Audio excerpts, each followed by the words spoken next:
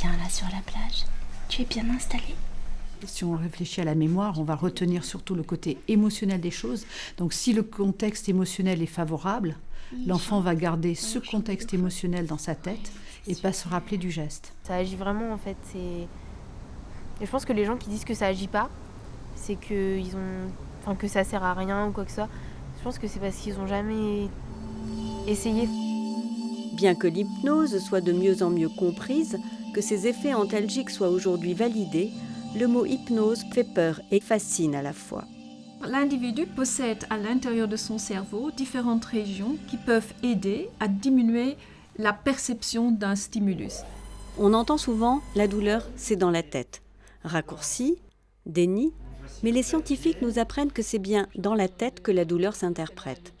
La question qu'on pose souvent est de savoir si tout le monde est hypnotisable. Dans l'absolu, oui, puisque l'état hypnotique est un état qui est tout à fait naturel et que l'on reproduit spontanément tous les jours.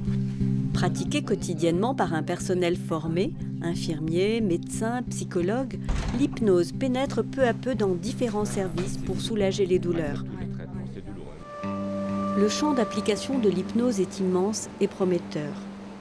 L'hypnose garde un petit goût de magie, mais avec les avancées de la science, devient un outil contrôlé et contrôlable. Et tout le bien-être qui peut être là, avec cette liberté ou d'autres sensations, d'autres perceptions, qui peuvent accompagner tout cela, finalement un peu comme si tu tendais la main vers autre chose.